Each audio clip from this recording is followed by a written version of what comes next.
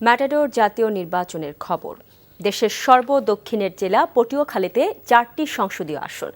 আওয়ামী লীগ ও BNP এই বড় দুটি দলের হেভিওয়েট প্রার্থী ছাড়াও তরুণ নেতা যেমন আছেন, তেমনি আছেন মহাজোটের প্রার্থীও।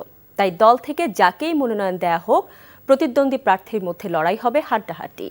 পটুয়াখালী থেকে কাজল বরণ দাসের পাঠানো রিপোর্ট।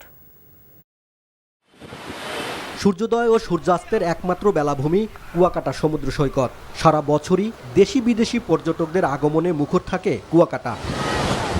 একাদশ জাতীয় সংসদ নির্বাচনে কলাপাড়া ও রাঙামালে নিয়ে সৈকতের এই আসন।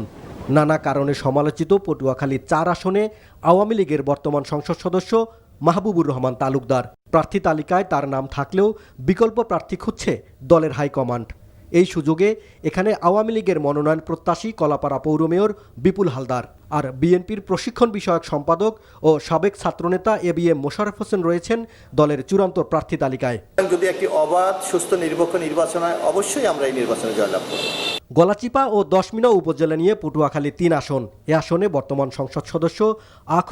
জাহাঙ্গীর হোসাইনের বিরুদ্ধে রয়েছে নানা বিতর্ক। এ সুযোগ কাজে লাগিয়ে ভোটারদের কাছে ছুটছেন কেন্দ্রীয় যুবলীগের স্বাস্থ্য বিষয়ক সম্পাদক কামরান শাহিদ মোহাম্মদ প্রিন্স ও জেলা আওয়ামী লীগের সাধারণ সম্পাদক কাজী আলমগীর। আমি পটুয়াখালী 3 গলাচিপা দশমিনা আসন থেকে আওয়ামী লীগের একজন মনোনীত প্রার্থী হতে চাই।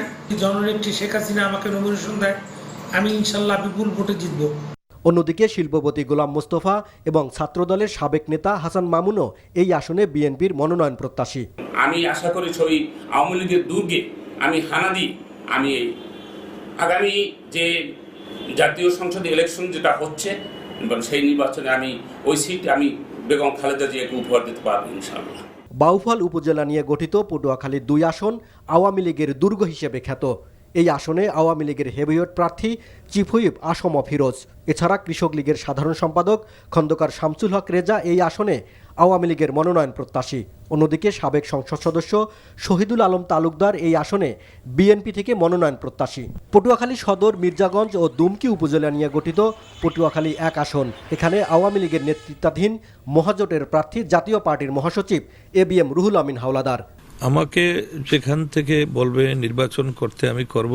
রাজনীতি কখনো অনুকূল পরিবেশ থাকে, কখনো প্রতিকূল অবস্থা থাকে।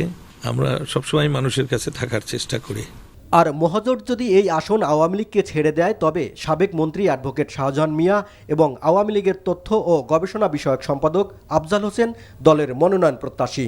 এখানে মানুষ আওয়ামী লীগের বাইরা খুব কম আছে এবং নৌকার বাইরে খুব কম আছে। আর যে ডেভেলপমেন্ট ওয়ার্ক মাননীয় প্রধানমন্ত্রী জননেত্রী শেখ হাসিনা করছে, তাতে এখানে আওয়ামী লীগের বাইরা অন্য কেউ এখানে আর ইলেকশন করতে আসবে এই বিশ্বাসটা আমার নাই।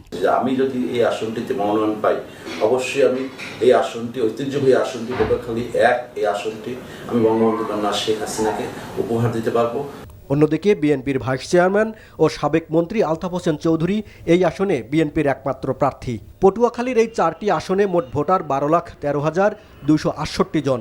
একটি অবাধ ও সুষ্ঠু নির্বাচনের মাধ্যমে 30শে ডিসেম্বর পছন্দের প্রতিনিধি নির্বাচন করবেন ভোটাররা। NTV news desk.